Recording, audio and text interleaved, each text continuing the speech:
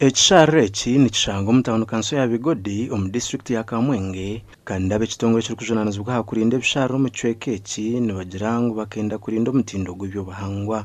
Eki kishutamire aha buringwa bwa kilomita zirikurenga 26 kandi eki nikiro eky'okugambwaho na munonga kukiri kuhika aha kutaayisa abarambuzi.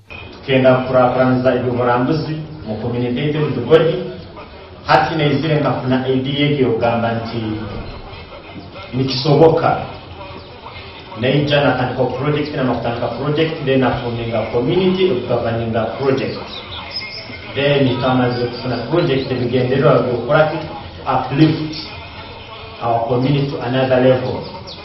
Reo baguma kateba urukuru ekitongole kya Bigodi community walk nagira ngu kitekatekwa eki kikeyijaho bwa nyuma yo kushanga ngo omwanya ogu gukaba nigukoresa bw'abatura ababire nibatwariza ku by'obuhangwa. So omwanya ogwe gukatandika bali guhingamo ebicoori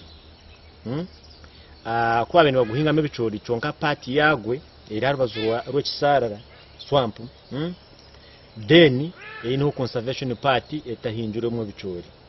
So kutwarebere harimu enchende harimu ebinyonyi kandi nibikunda vegetation twagira kato expand ngo mwanya ngwe muhango so twikalire ha eka 28 kibasize kuyambaho abantu bo muri kicweka mu miringo etagemwe nemwe akire abana bo muri kicanga emirimo nanyendimu kubanga harimo abana abaramuza abajenyi chonjire cyayambaho abantu nk'amafuzi abantu batarebasa kubanga abantu abararuga heru ya Afrika abuturamanka abajungu kubarabijiromu ushanga harimo bamwe abanenda nko kuyambaho nk'efuzi ninga abantu batarebasa so abantu baganyibwemo kandi bagoborramu. Bwanyuma yo kurinda ekisharo eki obwati kirimo by'oburambuzi nyamwingi ebirumenkende enjoka ebinyonyi n'enyamishwa zitari zimwe na zimwe eziriyo nizikiriza abarambuzi nyamwingi.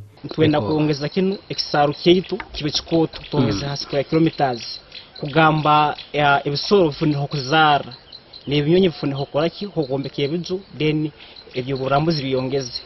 Twine program yo cleaning Bigodi Town Council kwiha plastics tugifore clean kugamba barambuzi no barambije basange Bigodi eri clean. Twine ekibira ntikyeta Kibale National Park Kibale National Park no tukumanya hari chimpanzees ebikuya so abajenyi kuba kwija bakareba ebikuya bafunaho extra time yo kugira ngo bije basupporting community cyonka biza kusupportinga community nibani benda kureba primates enchende different types of primates nibenda kureba ebinyonyi which is unique to this community so ebintu bitwinaha wazo mu areas endijo tibabini.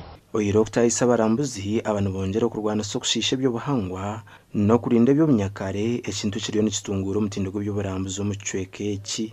Dukowa neturetera abajenyi injisima antene bugarukira akuba shaze no kuntu gameta ari dukowa nema nakubendi buganda kupakasa cyongati ni insima dukowa yebare kandi yebare yahangaye aha ahituri no mwanya oguriho abakazi abo muri kicanga abararuke byibo barakozesa ebintu ebibariya mu bisharara hamwe no mu kibira.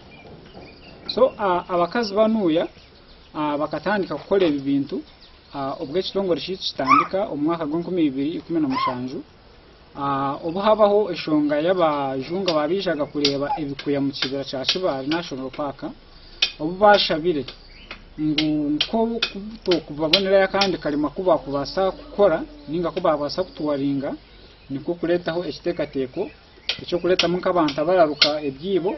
Omwanya ogu gwamara emyaka 8 gasha kwa Nsana Twine.